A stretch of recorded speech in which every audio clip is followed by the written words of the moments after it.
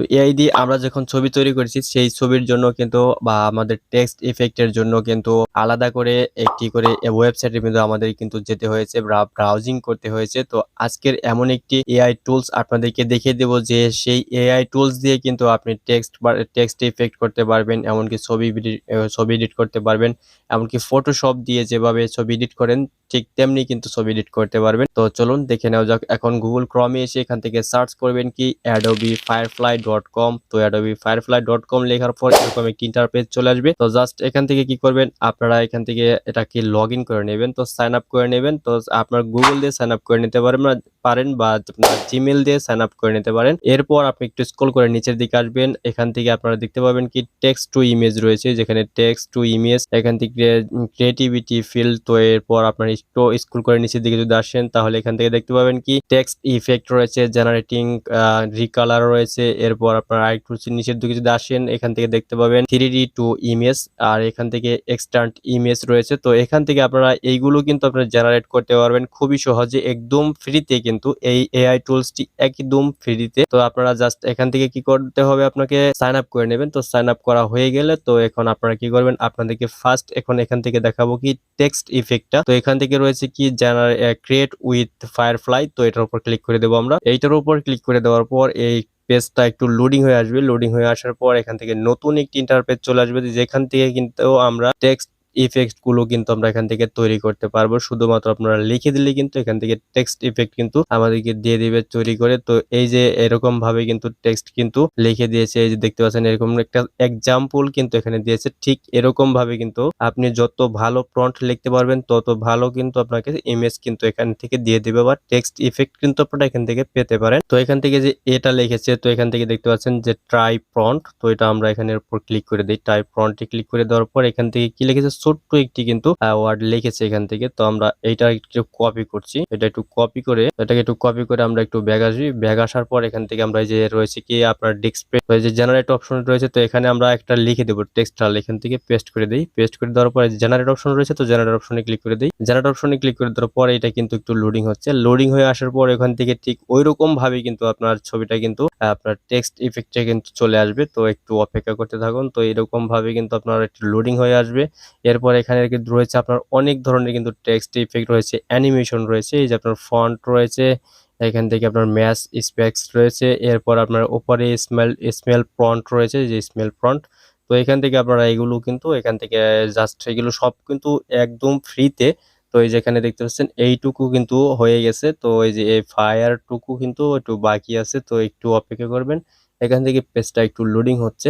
তো এইভাবে কিন্তু এই যে আমাদের এটা কিন্তু লিখে দিয়েছে। তো ঠিক এইরকম ভাবে তো এখন আমরা যদি এখান থেকে এটা একটু চেঞ্জ করে দেই, চেঞ্জ করে দেওয়ার পর কিন্তু আমাদের কিন্তু এটা কিন্তু আবারও রিজেনারেট হবে। রিজেনারেট হয়ে কিন্তু ঠিক এরকম ভাবে কিন্তু চলে আসবে। তো আপনারা কিন্তু এরকম ভাবে টেক্সট ইফেক্ট কিন্তু ব্যবহার করতে পারেন, বা আপনার ভিডিওতে এগুলো আপনি ডাউনলোড করেও আপনার সেগুলো কিন্তু আপনার সোশ্যাল মিডিয়াতে বা আপনার যে ফেসবুক অ্যাকাউন্ট রয়েছে বা আপনার অ্যাকাউন্ট রয়েছে, যে ইউটিউব চ্যানেল রয়েছে, সেইখানে কিন্তু আপনারা এখানে আপলোড করে দিতে পারেন। তো এগুলো দিয়ে কিন্তু আপনার ভিডিওতেও ব্যবহার করতে পারবেন।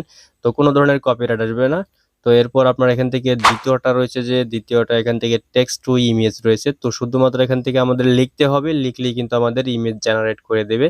আর এর জন্য আমাদের ক্রিয়েট উইথ ফায়ারফ্লাই, তো এটাতে ক্লিক করতে হবে। তো এটাতে ক্লিক করে দেওয়ার পর এই পেজটাও একটু লোডিং হয়ে আসবে। আসার পর এখান থেকে নতুন একটি ইন্টারফেস চলে আসবে। তো এখান থেকে আপনার টেক্সট লিখে দিলে কিন্তু আপনার এই এই ধরনের ছবিগুলো কিন্তু আপনারা এখান থেকে পেতে পারেন। তো এই যে যত ভালো প্রম্পট, আগে বলেছি যত ভালো প্রম্পট আপনারা লিখবেন তত ভালো প্রম্পট, তত ভালো ছবি কিন্তু আপনারা এখান থেকে পাবেন। যত ধরনের আপনার যেভাবে আপনি এআই এর কাছে চাইবেন ঠিক তেমন ভাবে কিন্তু এআই আপনাকে ওই রেজাল্টটাই কিন্তু দিবে। তো এই যে এখানে দেখতে পাচ্ছেন এই ছবিটা যে রয়েছে, তো এই যে এখানে একটি ছবি কিন্তু অসাধারণ কিন্তু একটি ছবি এখানে কিন্তু জেনারেট করে দিয়েছে এই যে ছবিটা।